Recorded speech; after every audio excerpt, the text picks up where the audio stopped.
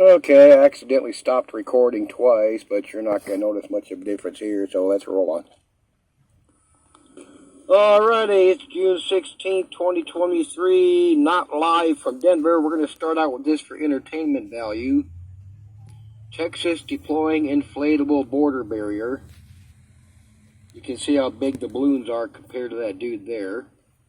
Okay, let's go to the next screenshot. Oops, hang on. We're already having a malfunction. They deployed around 1,000 of this down the river near Eagle Pass, wherever that is. Now, what is that stopping? Because let's go back to the other one. What's preventing people from going underneath them? And if they're inflatable, that means you could pop holes in them, shoot holes in them, use a bow and arrow, a stick, a knife. More Trump, stop the illegal immigrants, or whatever propaganda, but let's roll on. And we're going to start with the rain again, just because it's still raining in Denver. How climate change will make atmospheric rivers even worse. Of course, that's geoengineered, induced climate change.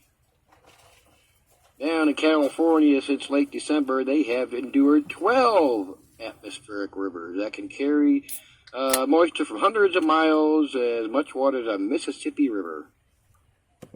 Yes, I'll be jumping around. What do we got from June? Canadian wildfires have ushered in a new era, the Pyrocene era, things burning up. Released by these blazes as carbon locked in trunks and stems spills out in the atmosphere. In May alone, 55 million tons of carbon dioxide, almost a tenth of the country's annual output. But more importantly, down at the bottom, like Dave Wigington has been warning about for years, feedback loops caused by the shit that they started causing since they started geoengineering, which simply means out of control atmospheric currents, out of control ocean currents, out of control droughts and floods. And we did see less snow, I believe, this last year in Denver, and we're going to see less again. But let's pause here. Alrighty, it's June 16th, 2020. Sorry about that, let's roll on. I accidentally hit stop, so I got to record this in another piece here. This is from Trump. I will appoint a real special prosecutor to go after Biden once Trump is reelected, just like Hillary, right? All right. This is a few days old here for Denver. I think it's a week old. At the airport, 5.3 inches to compare the average May of 2.16. Rainiest start to June in 58 years here in Denver. I guess I should have. The East Coast, along with the rest of the planet, has entered the new fire era or Pyrocene era. Washington Post. Okay, June 14th, there was a severed fiber optic cable in the ocean off the Alaska coast. It said the coast might take up to 2 months to repair. And let me pause here. It's a subsea fiber optic network. While the company is still confirming the cause, most likely the breakage is significant given the fact that the cable is buried beneath the ocean floor, below 90 feet of water, and below the ocean. But they're blaming the movement of the heavy movement of ice, most likely cut the fiber cable. I'm going to agree with that. I'm not going to go with the stupid conspiracy shit, the Russians or the Chinese or the Japanese or Taiwanese or Hitler cut the cable to parts of Alaska up there. And that, to me, that's just more proof of climate change there. If there's that much ice moving, that cable... Oh, I should have looked up how long it's been buried there, but who knows how fucking many years. And all of a sudden there's enough ice to dig into how... I don't know how... I should have looked it up to see if it stated how far underneath the ocean floor it was buried. But whatever it was, it dug through and cut the cable. And here's another one to add to my 2025 stuff. The date up there is February 17th this year. Business and cyber leaders polled by WFR, the geopolitical estimate for their catastrophic cyber attack in the next 2 years. Here's what you need to know. Then this apparently was put out yesterday by Killnet in Anonymous Sudan. Warning of a destructive attack on the European banking system will commence in 48 hours. I think it says 1 day ago, so that ends at midnight or sometime into tomorrow. I don't know. Depending on the time over there, but blah, blah, blah with the bullshit.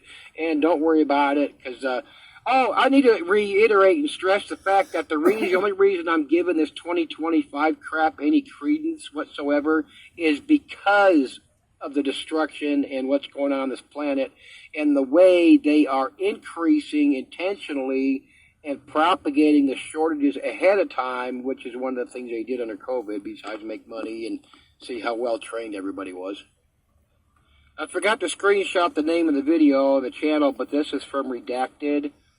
And he's got this Dr. Stephen Greer, you know, a disclosure dude, you know, I forgot who his place was, but talking this bullshit about the, you know, the alien invasion.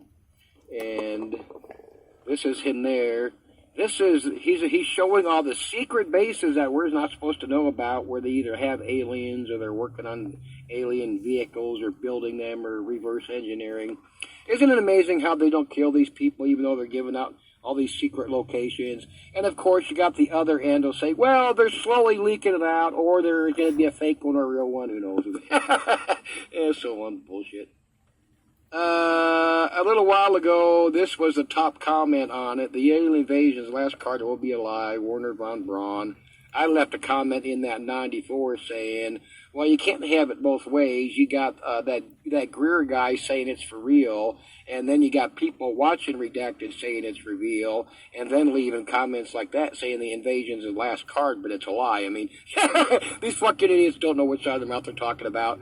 It's propaganda. It's all this shit. Look, people, they're going to do weird shit to keep covering up for as we keep running out of resources, and most specifically food. They're going to keep coming up with shit to detract and distract and add into that, like they did with the CV agenda. But pause again. Okay, now apparently they're also feeding fish with methane, stranded methane. I did read up on it. Methane, they're trying to excuse methane now, but anyway, they're creating fish food with methane through the bacteria, however the fuck the shit's supposed to grow, you know, transformed into protein-rich feed for farm fish. So there you go, more reason to stay away from farmed fish. And I have always wondered, but never looked it up for some reason, you know, when you got these mass animal die-offs in fish, can't they test for methane? And if they are, they just not telling us so people don't know how bad it is. And there is no reliable method exists to determine the level of exposure for methane. And that's what I've been saying for years when we get these large fish die-offs or animal die-offs. You know, these herds and that just fucking drop dead at the same time. They got the noses on the ground. That methane's coming up and they breathe it. It doesn't take much. It displaces the oxygen in your lungs. And of course, like I showed in the other video, when I was going through some of the bigger mass animal deaths, they're blaming shitloads on them on the varieties of bird flus, and there's something like 27 or 30 subvariants. Since 03, 873 human cases of bird virus, one in the U.S., and that was here in Colorado. So at any time, they could say people are dropping dead or getting sick from some sort of avian flu. Oh, somebody's alarm's going off. I need to add in, because I always forget shit, but like with the animal die-offs when they're within a couple days and shit like that, like these birds can be going and eating out of these waters, you know, where the water is too hot. It's got the hypoxia and all that shit that I'm going to mention here in a minute, and they're eating that crap with, you know, bacteria or whatever in it that they can't even survive. And of course, just like we saw in recent history, flu cases would probably disappear at the same time. Some of the just a paragraph of some of the deaths. For some, the culprit was clear. Microscopic algae smothered aquatic life to death in the San Francisco Bay drought. Drought killed 512 wildebeest, 430 zebras, 25 blah blah blah. You can read that. 21 buffalo, 12 giraffes. Starvation wasted away. Hundreds of flightless blue penguins that washed up on the door, half their typical weight because there's nothing to eat because the ocean life is dying. Animals are dying in droves. What are they telling us? May of this year, flu-ridden, layman flu again, elephant die-offs, mass mortality becoming more common. We understand very little about their repercussions. Oh, yes, we do. We're seeing it right now. I didn't even know about this till I Googled the Denver. I don't know if I kept the Denver article, the CNN one, because everybody likes bigger mainstream. New strain of bird flu kills hundreds of snow geese in Colorado. A new strain of highly pathogenic avian influenza, commonly called bird flu, has killed around 1,600 snow geese in 2 separate areas of Colorado. And like I said, with the sea life, and it happens on land too, what about the shit we don't see because it's up in the woods, out in the fields, or in the ocean? We don't see them because they get eaten, or sink to the bottom, or just don't wash ashore. Here's one, April this year. 4 Colorado mountain lions died from avian flu, but mammal crossover has slowed. Here's another one. The bird-borne flu has also killed 2 bobcats, multiple skunks, 2 red foxes, and a bear in Colorado since January 1st.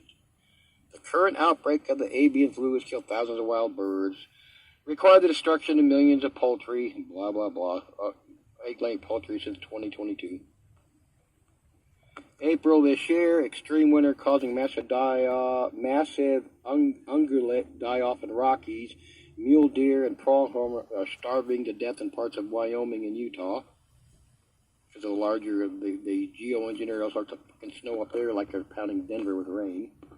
This winter, they've already lost about 90% of their tracked mule deer fawns, 30% or 40% of adult females in the Green River region. Around half of the adult bucks have died. Moils are often in bad shape after the fall rutting season. This winter has lingered longer than usual. Same thing, but down there, this one states huge numbers in the predictions that half of the antelope in parts of the state could die this winter. Probably fall short. It's more likely to be closer to 80%. This goes back to when they were rehashing this in February this year, the mystery of the 41 cows that dropped dead in Colorado. Supplied with documents by the incident, said he saw no evidence of wolf-caused injuries because they wanted to blame animal attacks. Of course, did not see any evidence of that. Again, that's what I'm saying. Their noses to the ground, they're breathing the methane. Do I know that? I don't know, but do I? Yes. And of course, a little more defined on what's killing the critters in the oceans. NOAA believes, the comment believes, lack of oxygen, harmful algae blooms, water temperatures, ocean acidification, as Dane Wigington has been warning about for roughly 15 years. Ocean hypoxia, ocean acidification, the blooms, marine heat waves are already present. We need to understand our future events are likely to intersect and affect resources in the sanctuary, blah, blah, blah. It's going to get much, much worse. Again, this is why I'm getting that 2025 stuff more credence. And, of course, the AMOC, I believe it's the North Atlantic current, I can't remember, but that is slowing down, and that's fact. I'm going to add in some 2025 stuff, whether it's books, articles, or movies. Time Class of 25, COVID 25, Our World in the Next 5 Years, Lockdown 2025, sci-fi movie, World Enslaved by a Virus, Me Watch 2025, Future Earth 2025 Vision, that's from International Science something, Nikia Asia, whatever that is. 5 powerful forces will affect the world in 25. Ipsos, Shaping 2025 and Beyond. From climate2025.org, Climate 25. Another 2025 movie. The World in... Oh, did I already show that one? 2025 by Carl Berryman off of a book. Okay, I have to stop here and record another clip separate. I mean, it'll be spliced together when I upload it, but there's something I have to show you about. Okay, the last thing I want to throw in is this guy. He's the one that made it on the news because supposedly aliens landed in his backyard, and I think outside or in Vegas. And they got the cops and the news in on it, and it's the first time ever, if you watch a body cam footage, the news says, well, because the cop goes into the backyard. And I think it's the first time ever in history of a body cam running, and they deleted it out because the cops didn't want to show somebody's private property. What a bunch of horse shit. Anyway, it's this dude's first video. That's what he says. I thought Alien Society 51 had picked up his video. But if this is his channel. Okay, he's got the one video. Oh, let me go back now. He's got just this one video, and he's already calling himself Alien Society 51, over 800,000 views, 17,000 subscribers. So I was commenting back and forth with some people on here, and one of the mains, oh, he's so much telling the truth, and the cops are there. I'm like, give me a fucking break. And I said, watch, I'm going to try to remember to look at this guy once in a while, give him a few more videos, and he'll have sales and ads and sponsors and merchandise. What a crock of shit. And that's it. See you later. Bye.